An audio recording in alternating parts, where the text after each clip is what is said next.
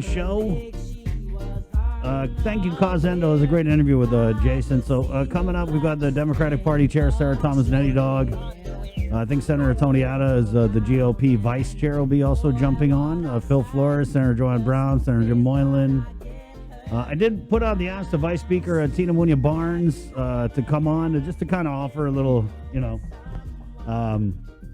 more bipartisanship. Also, Senator Joe San Augustine. I don't know, Senator San Augustine. I got to check my phone because I've been messaging him for like a month about coming on the show, and I never get in.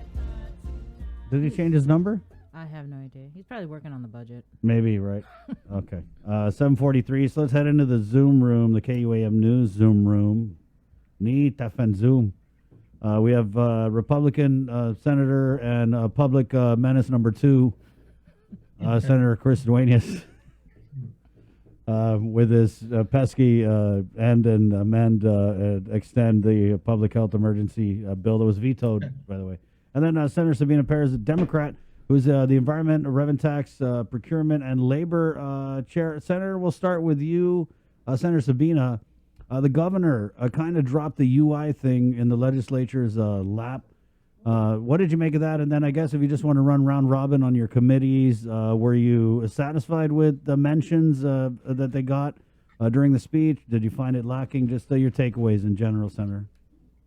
Sure, yeah. Good morning, Chris and KUAM. So yeah, first of all, definitely the executive branch was the focus of last night's State of the Island address. And, rightfully so, because they had to implement several federal programs attached to the $1 billion that was sent to Guam, approximately $1 billion. And yeah, definitely there was a special mention given to Director Dave Della Sola, who actually, put together the first unemployment program for Guam. And with the little resources that he has, was able to do it successfully. And also a special mention was given to DRT for implementing the EIP programs and the other programs that were mandated through the legislature, the Zuda Mangafa program. And then, yeah, so that definitely a lot of hats off given to the executive branch, and including, as far as the unemployment insurance goes. It's interesting how a lot of I do support many of the initiatives that she mentioned last night, but there wasn't much details. And I think really it's important to know what those details are and to make sure that, there's fairness in how these things are implemented. And again, as the legislature always, demands is transparency. And I think that's key moving forward to ensure that, it's equitable, the distribution is equitable, development, social workforce development is equitable. And, that's what I'm looking for. Well, it sounds like you're saying it was missing on the fine print, the details, right?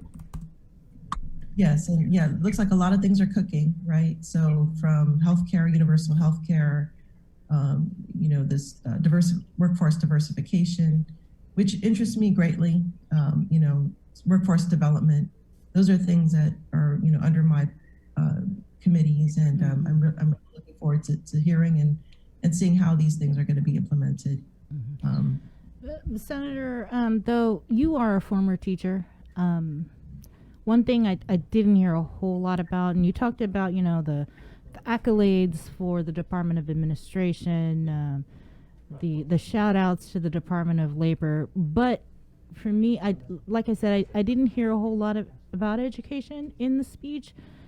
And what I also didn't hear was a shout out to all the teachers for what they had to do, and not just public school teachers, private school teachers as well, in terms of keeping our children, educated, online learning, distance learning. This is something that they've really never had to do before at this level. And so I don't know, as a former teacher, do you feel that maybe they should have been included? John Fernandez, the Juan Floreses, the Harvest Christian Academy, everything they've been through?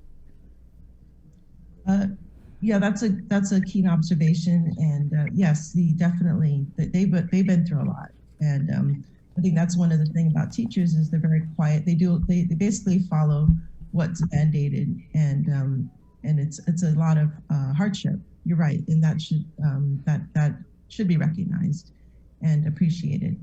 And considering too, I think the population that they're dealing with is not vaccinated. That is a potential issue. I know there are talks with the larger pharmaceutical companies, or at least clinical trials being implemented to cover that gap. But I think, yes, it kind of points to the fact that we're not out of the woods completely, right? We are improving leaps and bounds with our CAR score and vaccinations, and a decrease in mortality, thankfully. But yeah, we can't be complacent, that's for sure. And yes, this is a population that needs more a voice and more. I'm sorry, but I don't even want to get started about the Salvation Army or Catholic Social. Yeah, I mean, I tweeted out a drinking game because I see like a lot of younger people on Twitter that do this thing like drinking game, and so I was like, drinking game, take a shot every time the governor says I or my. And I felt like that was it was like, okay, look, you're really breaking your arms, patting yourself on the back here, but you didn't do it alone. And I feel like one of the takeaways this morning and just talking to people, I wake up, I get a lot of messages. People felt like there were a lot of folks who were just left out, who were not mentioned. I mean, Delegate St. Nicholas, I'm not the biggest fan of his, but they didn't even mention his name. Mm-hmm. Mayor's Council of Guam. These guys worked hard during this pandemic. And so it was a lot of like, I did this and I did that and I told them to do this and I and my administration and me. And it was just really with the use of the pronouns. You know what I mean? I feel like it was just a soft touch to call it maybe like our administration instead of my administration. It just pleases the ear a little bit more. And then the senators, I didn't feel like you guys got any love either, Senator Duenas. Well, he ain't getting any love. Good morning, Chris and Bree and Jason, and prayers to our good friend Pat Palomo. And I'm gonna try to get some resources his way as well. That's gone viral, and thanks to Cosendo and all that effort. He played for a couple of my fundraising events, and of course he's always a hit. But yeah, I didn't expect any love, just being me. But it wouldn't be a good Republican response. And by the way, I love working with my good colleague, Senator Sabina. I think she's a very dynamic woman, and we have a lot of agreement on certain things. But yeah, it wouldn't be a good Republican response if I didn't do a little fact checking first. To open the speech with tax refunds being paid on time, that was the signature program under Governor Calvo, who solved that problem, and also the court order. So, I think just talking about credit, just a little credit where credit's due. Also on the mental health issue, shout out once again to Ray Vega and Benny Panala. They actually were the ones under the Calvo administration who got us out of the consent decree. I think the governor received the final letter maybe from the federal government, but the fact of the matter is that was the work of Ray Vega and Benny Panala. So, I will give accolades where accolades are due. And so just a little fact checking on that. Kind of interesting that, there was $1.7 billion as reported in last week's SES, by BBMR and other officials from the administration that has come in thus far. And of course, so I want to lead to the fact that if I'm going what I liked and what I didn't like about the speech, I thought that the review of COVID was appropriate. I think our frontliners and our heroes that that did a good job deserve all the credit. I was actually happy that there was a mention that the people of Guam, did this, because that's the truth. The people of Guam were the ones who got us out of this pandemic, who played by the rules, and the businesses mitigated by the rules, and that's why we are where we are. I thought some of the big ticket items, it's going to require a lot of heavy lifting. The issues of unemployment insurance, the issues of healthcare for all. Those are big ticket items that the governor is going to absolutely have to send those proposals down to the legislature.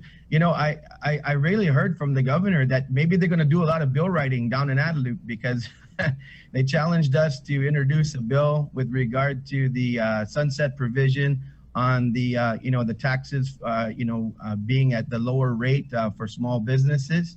Talk about credit once again. One of the things that jumped out of my mind was the building of Simon Sanchez High School was because the legislature, unfortunately there was procurement problems prior, and the legislature passed a bill to pass that on to the superintendent, John Fernandez, as well as the Board of Education. And everywhere that Simon Sanchez is right now, from what I understand, has been the great work of the folks over Department of Education. So I want to give them a shout out.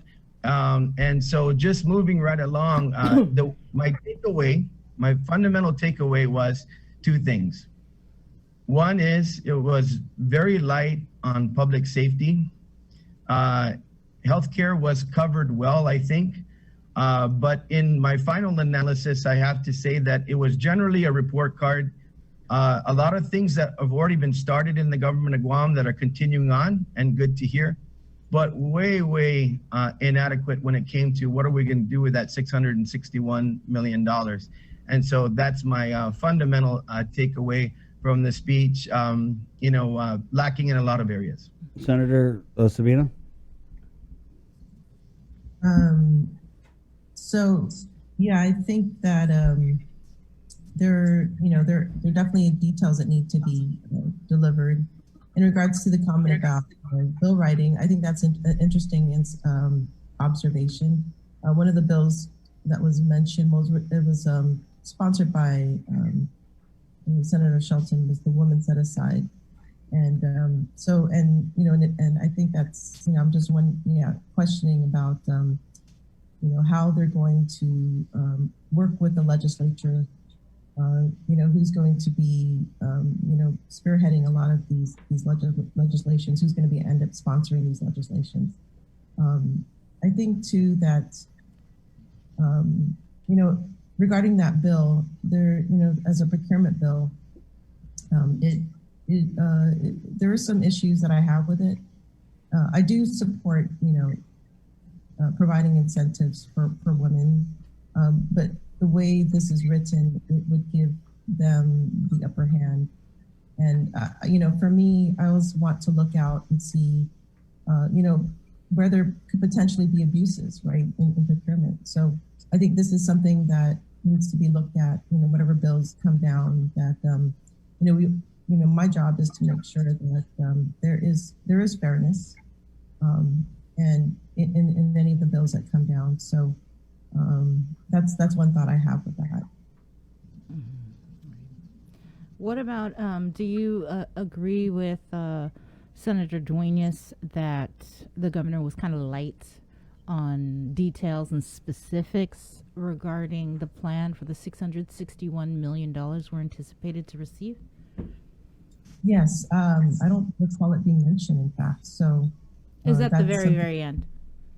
Okay, so I think that definitely would require more oversight, and I think it's important because there are talks in the national government that this may be we may not have these continuing subsidies and federal aid, and we really must make every federal dollar count and leverage those dollars to provide more of a circular economy, a sustainable economy. What I mean by that is that the money coming through has a multiplier effect.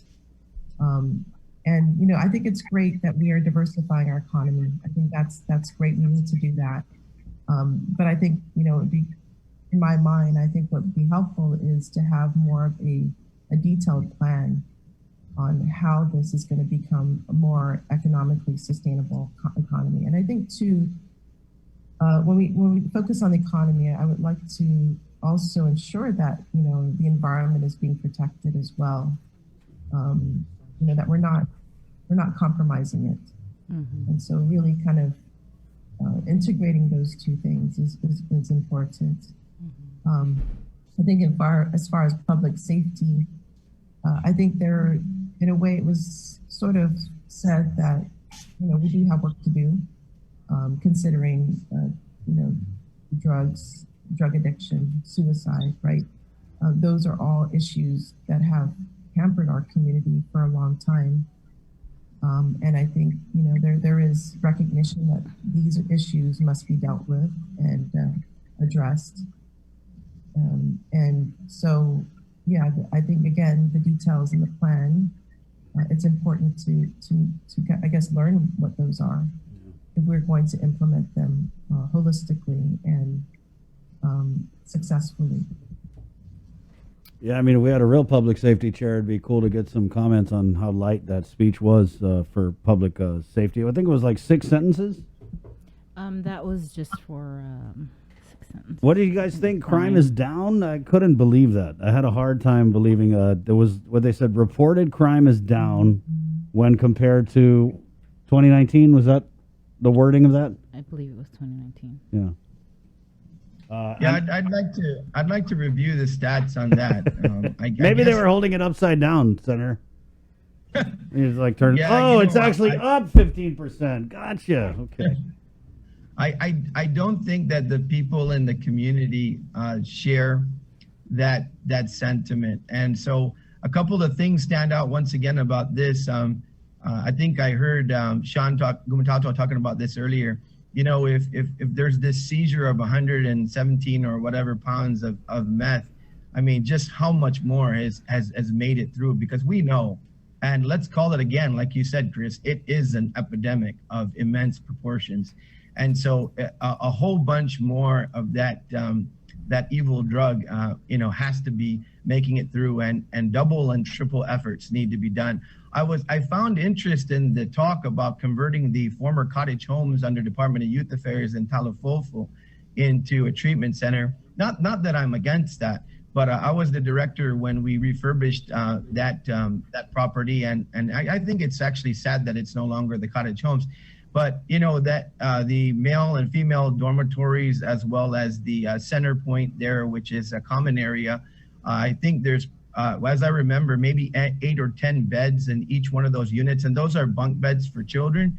So there's really only like two or three rooms per building. I don't know what kind of capacity that would build, but I certainly understand the surrounding property is beautiful. I mean, we used to, the kids used to farm down there. They grew a lot of vegetables, and of course, just the area is absolutely beautiful. Talofofo is a beautiful village, and it's nice property. So I'm not saying it can't be done, but I think we're going to have to maybe look at that decision.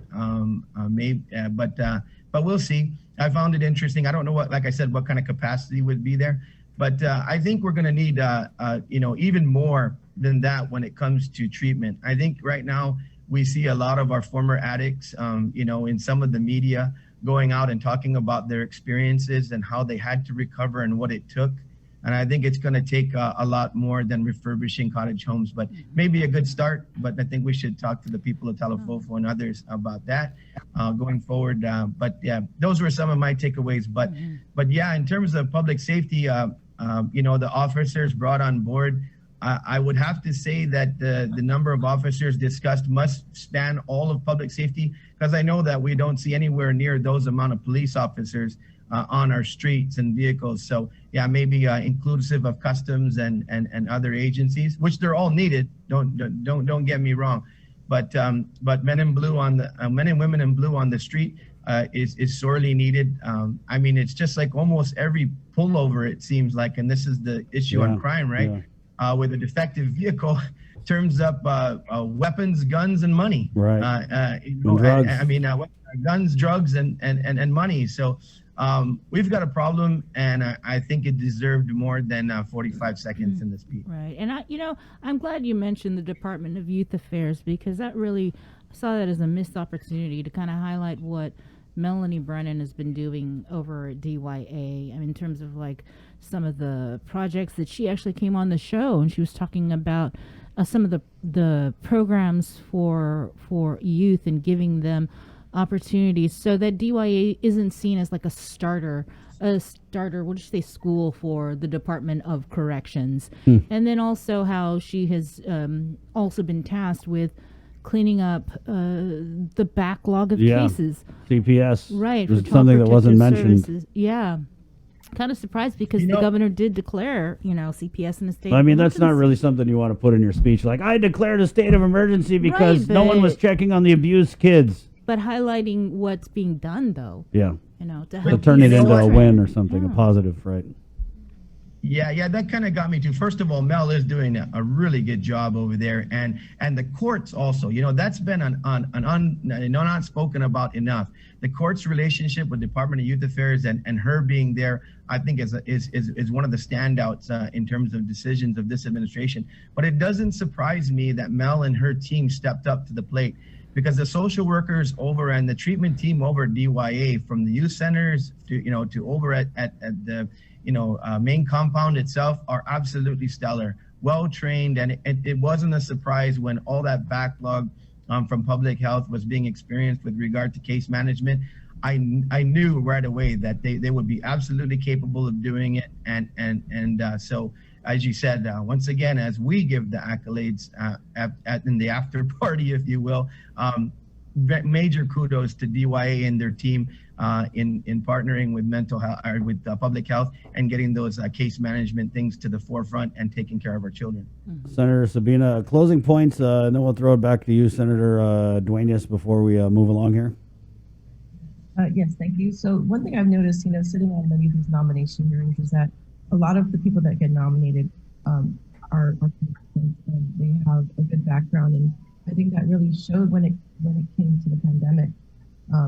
Who would have thought when they were nominated and took that position that they would be dealing with these huge issues, and they survived and they were resilient. And really, I want to thank many of the the agency heads and all of the frontliners and all the staff that pulled through out of just sheer focus. There was no playbook for this, and we really had to dig deep to fight this. I mean, we're dealing with a pandemic. This is something that was impacting our survival. Just a year ago, people were scared. We didn't know what to do. And look at a year later. Look at us today. We've become stronger out of it. Of course, my thoughts and condolences to those that have suffered from it. But a year back, looking a year back, we were facing one of the biggest threats to our community, and we were resilient. And I think that with that same intent and same perspective, we can rebuild Guam and become sustainable and self-sufficient. And I know this is going to take a lot of effort and community involvement, and that's what I'm looking forward to. Well, let me get in here. Viewers on KUAM TV, thanks for jamming with us on this Tuesday morning. There's a whole lot of great programming coming up. You can jump on our Facebook Live feed, or, of course, right here on the radio for the simulcast of the link. We're KUAM FM, Agatni, Guam. KUAM TV, my name's Chris. I'm Sabrina. Estadios!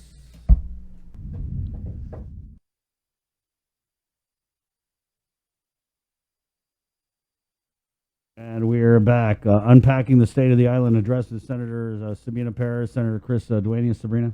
Yeah, I wanted to get your thoughts on the governor's announcement on her plans for the digital transformation of the online business permitting, I believe, and licensing, and her announcement that she was appointing former Governor Carl Gutierrez As the permit czar. right. And this is on top of another major undertaking that he is been tasked with is the GVB president. I Yeah. mean, rebuilding tourism. Might as well make him lieutenant governor. Right, and I'm just wondering, is there no one else? I mean, they have a deputy director over there. I mean, Permit czar. We're running low on ideas. What is a permit czar? Sorry, guys. I just so said what are your thoughts of Senator Sabina, since this is Revenue taxes under your oversight? Well, I think it's important whenever they appoint somebody for a special project, that means that they're prioritizing something like this. And I know this is one of the initiatives that the governor had at the beginning. That was a huge problem with the businesses, is that there was so much red tape when it came to permitting. And I know there was a task force that was associated with, so perhaps by appointing the czar, this may put things more in motion to ensure that permitting is done more expeditiously. But again, I just do want to kind of caution that, I want to make sure that, that we are not skirting any environmental issue, regulatory, oversight as well. I think that what's important to note is that fast tracking permitting, or at least making it more smooth. We're not skirting any regulatory rules and regulations. Senator Duenas? So once again, just to prove that I'm fair, it's accolade time again. I think Daphne's done an amazing job up at Rev and Tax, and I think that the online services, I have used them. They're very, very efficient. Business license, working on driver's license now. They've worked hard over there. So definitely, I think they paved the way to through this COVID to say, hey folks, don't line up at 4 a.m. anymore in front of Rev and Tax. Join us online and we can get things done. Governor Gutierrez and Jerry Perez, I got to say once again, have really moved forward, and I think they pushed along the governor on a lot of issues to get Guam open and to start preparing for tourism. Collateral duty for the governor again, yeah, I guess. But the thing is that my experience consistently over the years with the issue of one-stop, whether it's digitization and doing more online, is really, it also is the manpower that's dedicated to the one-stop. Some days you'll go in there and maybe rightly so, they can't have that fireman there that day to clear that. Land management, maybe they're backlogged on application review and they can't have their person that day. So a lot of the issue really is, making sure those stations are fully manned and efficient about getting, both permits and licensure through. I just think a lot of stuff, like my good friend from education, Vince Leon Guerrero, used to say, if you do any program with fidelity, you'll get it done. And so Azar, maybe, but I think it's just about us, getting the job done. And of course, and technology is always going to play a big part. I mean, I don't know what's with the whole czar thing. I mean, it's Mestomoro. Why are we celebrating the Russians? How about like the Megalahi of czar, the permit Megalahi? Yeah. Okay. Anyway, thank you, Senator Sabina, Senator Duenas. We got to run along here. Definitely appreciate your input. All right. Thanks a lot. Just in closing, real quick, everything she talked about requires the legislature. So come down and work with us. We want to work with you. Senator Sabina? Yeah, I think that's a good closing statement. Definitely would like to see how we can collaborate and work together to make a stronger Guam. There you go. 8:09. Stay safe. It's Tuesday, March 9th, 2021. Quick break. We're coming back with we're going to knock out this sponsored segment with our friends over at AMC and Jason Solis, and then we'll get right back into the reacts for the State of the Island address coming up. We have the Democrat Party Chair, Sarah Thomas Nettie Dog. We've also got the GOP Vice Chair, Senator Tony Atta. We'll also be joined by Senator Jim Moylan and Senator Joanne Brown, and also former Republican Chair Phil Flores. Again, put out the ask for Vice Speaker Tina Muñoz Barnes, Senator Joe San Augustine also to come on and discuss the state of the island. However, they